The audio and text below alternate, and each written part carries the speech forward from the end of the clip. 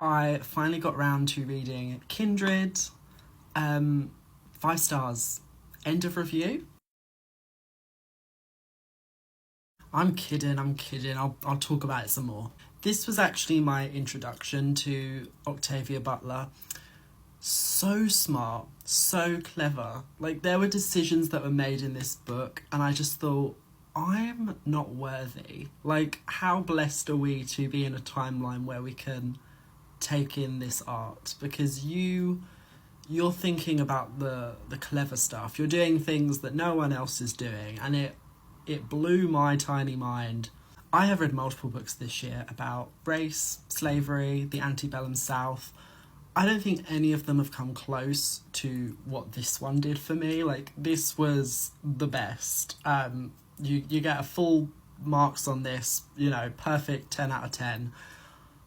I think for me, part of the issue, especially with like contemporary fiction on this topic, is that it gets more and more removed from the situation because it's largely historical. It's like, oh, I was a former slave, my parents were former slaves, my grandparents were former slaves. Like, with each successive generation, we get further from the historical authenticity of it, and so it sort of just becomes like another page in the history book, and it doesn't feel as like steeped in personal grief. Instead, it has to focus more on like, well, this is how systemic racism became a product of slavery, like it's translated into more of like a modern viewpoint, which I don't mind, but this, whew, so clever. Octavia Butler said, time, who cares about it? Time, our main character, she is going to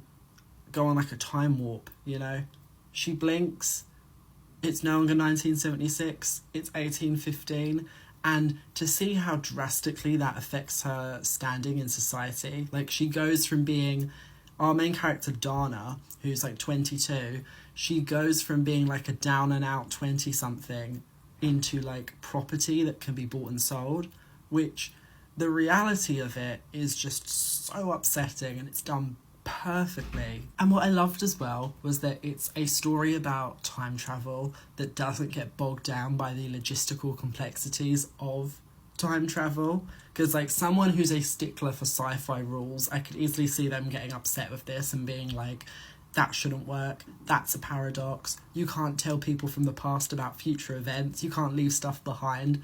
But I think for me, I didn't care because it was so clear that Octavia didn't care. And also she was making a point as if to say like 1815, 1976, sure, they're two very different times, but in a lot of ways they're the same time in how black and brown people are mistreated by society. Like, she's constantly being looked down on by people around her, and people are taking her for granted, acting like she doesn't do anything for them. I mean, there are some despicable people in this story. Like, in a lot of ways, it's more so like a horror story. Like, there's some real nasty stuff in this. Like, check your trigger warnings, because I was upset. There were points where I was like, oh, that's horrible.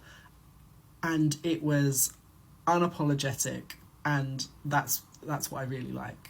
Don't try and like buffet it, give us the full effect. And it was, no bars were held. This might be a weird thing to comment on, but I loved how it explored the difference in medicine between then and now. Like, when they're in 1815, the doctor, because every time she blinks to 1815, it's because Rufus, her white ancestor, is in like a near-death scenario that she has to save him from.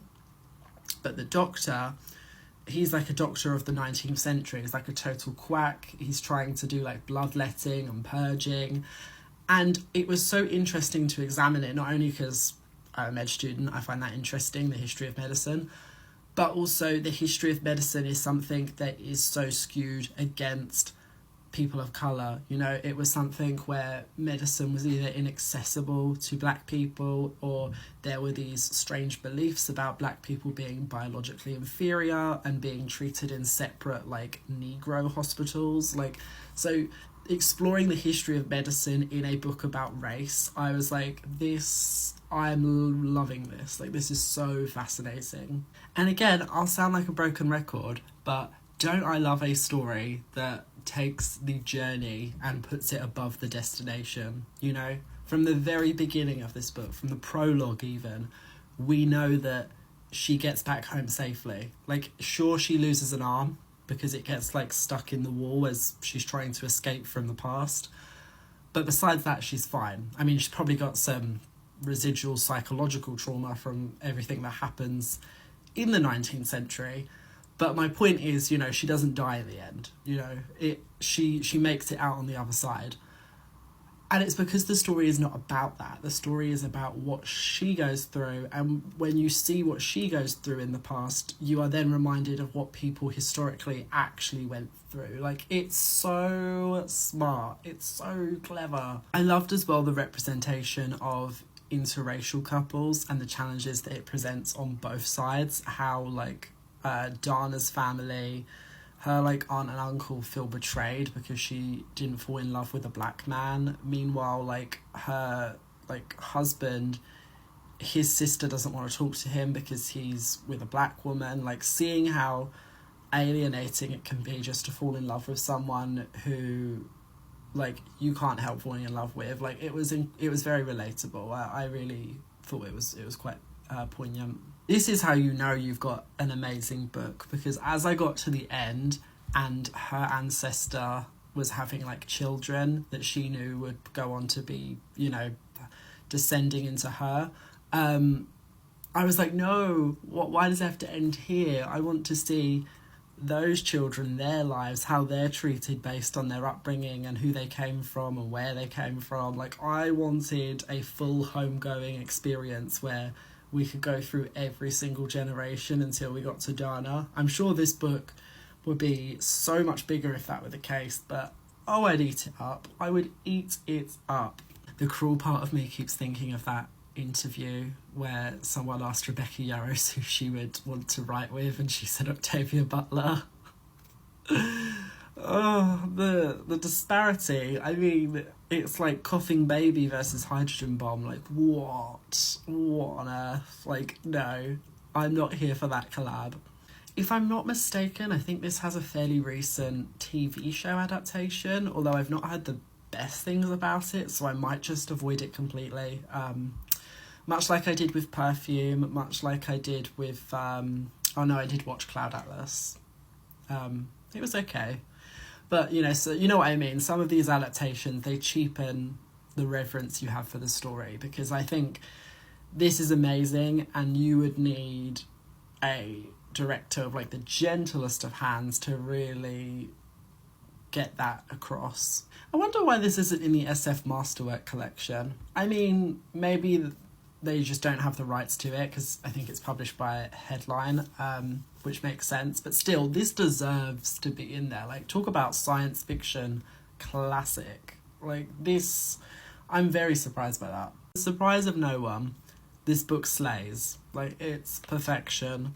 I think I'll be reading another Octavia Butler story very soon. I mean, I already own Parable of the Sower, so maybe that one. But then I kind of want the special edition. Have you seen that? There are these really pretty Octavia Butler special editions, which I fear I'm going to have now. But yeah, watch this space, because she's a bit of a legend. She might just be a legend.